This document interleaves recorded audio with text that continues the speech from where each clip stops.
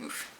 Let's talk. I'm Bettina. I learned to sew on the internet, and ever since then I have worked in the fashion industry and I've gotten my bachelor's in textile technology. I'm about to do my master's, so I have sewn on quite a few different sewing machines, and this video is the video you're going to want to watch if you are looking for a beginner sewing machine. And even if you've sewn for a while, this video might help you prioritize what to look out for when purchasing your next sewing machine. Let's get one thing out of the way first: industrial machines. If I could buy myself a sewing machine right now, it would be an industrial machine because I personally want to work faster. However, an industrial machine is not a beginner-friendly machine. Quick explanation: industrial machines are much faster. They are, however, built to do exactly one thing. So you'll have one industrial machine for a straight stitch, you'll have one for an overlock stitch, you will have one that just makes a buttonhole, you'll have one that does a bar tack, for example. Here's the deal. If you're a beginner sewer, you want to be able to do three things. You want to be able to do a straight stitch, you want to be able to stop your fabrics from fraying, so you can either do that with an overlock or a zigzag stitch, and you want to be able to sew a buttonhole. If you want to do all of those three things, you would have to get yourself 3 different industrial machines. So therefore, it is not an option as a beginner sewing machine. So that is out of the way. Let's get started on what machines you should actually be looking for. You want to get yourself a household sewing machine because that machine can do all 3 of those things. Now, what to look out for in those? Those machines come with a ton of different settings, and you need 3 things. Like I said, you want a straight stitch for overcasting your edges so they don't fray. You're going to use a zigzag stitch unless you also want to buy yourself a separate overlock if you're planning to work a lot with stretch fabric, if your goal is to make t-shirts, sweatshirts, all of that. An overlock is going to be your best friend. I will not be talking about those today. I personally haven't had the best experiences with my overlocks, so I don't feel like I'm qualified to actually give advice on that. So again, household machines today. And then the third thing is a buttonhole stitch. There's a bunch of details that make every single machine unique and that are different about every single machine, but before you know what you're actually looking for, what you like about a certain machine, what you don't like about a machine, how you want certain details to be built in your machine, do not buy yourself a new one. Get them secondhand, get them used. And then once you actually know what you're looking for, that is when you can get an expensive machine. First of all, you're going to ask around friends, family, relatives, friends, whatever. Ask around if anyone has a machine that they don't currently need and that they're willing to give to you for free, for a low price, or maybe just lend out for a couple of months or years while they are not using it. And if you manage to get your hands on a machine this way, use the machine, love it, appreciate it. It will get you through your beginning stages of sewing just fine. Over time, you're going to get to know your machine and you're going to learn to love and hate some of the details of your machine. If you have friends or family members that sew that have their own machines, go ahead and ask them whether maybe you can sew on their machines for just half an hour or so. And that way, you're going to get to know different types of machines. You're going to get to know what things you love about their machines that are actually making you question whether you like them about your machine in the first place. This way, you're going to know what to look out for in the next machine that you go and purchase, if that one is a secondhand one once again, or if you actually go ahead, bite the bullet, and buy an expensive new machine. Now, if none of your friends or families have sewing machines, if you do not manage to lend or get a machine from any one of your friends, you need to go buy yourself one. Buying a machine, do not buy a new one. You don't know what you're looking for yet. So go ahead and look for a secondhand machine. You can do that either at thrift stores, but I think thrift stores have kind of a limited array. Sometimes they have one and that's it. So I think the better option is to go ahead and go online, go check on eBay or any other website that you think could have sewing machines secondhand. And now look for the big brands. You're going to look for Singer, Pfaff, Bernina, Brother. I'm sure I'm missing some. I don't know. In the last video, those are also the 4 that I mentioned. If you know another big sewing machine brand, I am sorry. That was not intentional. You're going to look for a certain time period where these machines came out. The machines should come out around the 90s. If you're finding a machine that's kind of like grimy, brown, yellowish looking, and you're like, ugh, trust me, those are very well-built machines. We all know things were built different back then. In about the early 2000s, they started putting plastic pieces in the inside mechanics of your sewing machine. They break easier, so the old ones are built to last. Both of my machines, and when I say both, one is my mom's, one is my own, both of those came out in the 90s and they still work amazingly. Do not buy a fixer-upper and think you can bring it to a repair shop.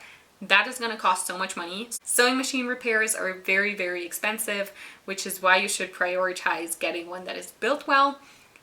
Do not get a fixer-upper. Trust me, they probably tried to have it repaired as well. Get yourself a machine that was well taken care of and that runs well. So if you're looking at the product pictures, you want the machine to be threaded nicely and properly. If there's no thread in there, that's also totally fine. You want the drawers to look, or like the little boxes, to look somewhat neat. If everything's just kind of jumbled in there and it just is a dirty machine, it was not well loved. Well loved, but not taken care of, and therefore it could break any second. Get yourself one that looks like it was taken care of, appreciated, loved, cleaned regularly. If it's a dirty, dirty machine also on the inside, tons of dust. Even if the price is amazing, please don't buy it. Now, the two things you're going to be looking out for, the perfect ones are, number one, someone who loved their machine, took great care of it, and now is just upgrading their machine. Those are always a very safe bet. The second one, hit or miss. If someone is selling a machine from a relative, they don't know what they have, so sometimes you can get a very, very good bargain, a lower price than the machine usually goes for. And with that one, you kind of have to look at the pictures and see whether that relative who passed away took good care of the machine, because from the description, you're not going to know. With all of this, you are still going to have plenty of options to choose from. There will be plenty of machines that are well taken care of, and now you're going to have to prioritize a couple of things. Number one is obviously your price. If price is your most important factor, go ahead and go for the cheapest one, and I'm sure you will make it work. It will just not have some of the features that the more expensive ones have, but you will be totally fine. Number two is, what material do you want to work with?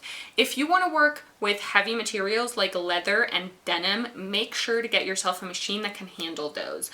I know the Singer Heavy Duty, I mentioned that in the last video. A lot of people love that machine.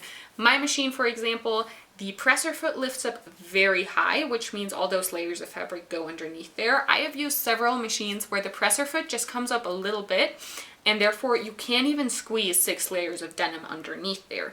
So if you already know you want to do a lot of work with denim, get yourself a machine that can handle that. And probably it is going to be a bit more expensive than the other machines. Now, some things when it comes to convenience. Number one is your bobbin. Your bobbin is the tiny little spool of thread at the bottom of your machine, and there's different ways in which those are placed in the machine. So number one is the bobbin will be placed in from the top, and then there's a clear little cupboard you put on top of it. That one is super, super easy to thread. Also, you can see when your bobbin is running out, so that is the more convenient one. Versus you also have the one where you put the bobbin in from the front, and you cannot see it and see when it runs out. Number two, when it comes to bobbins, there's 2 different bobbin sizes. The bigger one, obviously, you're gonna run out of bobbin thread less often, so you're gonna have to rethread less often. It is amazing. You're just gonna have to figure out whether you want to pay 60 bucks extra just to have a thicker bobbin. Number two for conveniences is your automatic buttonhole. Some machines you have 4 steps for your buttonhole, so you're gonna have to sew one side, the end, the other side, and the other end, and you have to do all of those by hand. Versus other machines, you just have to clip in the button, and then you just go on buttonhole, and then it will do the buttonhole in exactly that size right where you place the foot. If you are planning to make a bunch of button-up shirts or blouses, if you already know there's going to be a lot of buttonholes in your future, I personally would suggest prioritizing this function. I did not for my machine. I don't sew a ton of buttonholes, but whenever I do, they don't come out perfect. Number 3 when it comes to conveniences is a upper transport. Now, I don't know of any other brand that does this aside from Pfaff. Pfaff has an upper transport, which is a weird black thing that comes down behind your top foot, and usually you have a transport underneath your fabric, which is pulling the fabric through the machine. Versus now you will have 2 transports. So your fabric will be pulled through the machine a little bit more evenly. It's very good if you have slippery fabrics, like pleather and stuff like that. Great for that. At the same time though, I have worked with other machines that don't have that do a great job feeding the fabric through. So It's a give or take. I personally, if you're going for a pfaff machine, I would 100% recommend going for one with the transport. Those usually price-wise run around $300 versus the ones without the transport go for around $200. Convenience number 4 is freely adjusting your needle position. Usually your needle will be in the center of your sewing foot. And now some machines you will change your thread settings and you can have the position either in the middle or on the left. Some you can kind of choose between middle and anything towards the left. And then some machines you can freely choose your needle position from anywhere all the way to the right to anywhere to the left. I love this. It is very, very helpful for putting in zippers, so it is something that I personally do not want to live without on my machines. I hope this helped you guys figure out what to prioritize for your first sewing machine. So little recap, get it secondhand, if possible for free from a family member, go for the big name brands, and figure out for yourself what projects you want to work for and what functions your machine has to have there for. You'll be great, and I wish you the best of luck on your sewing journey.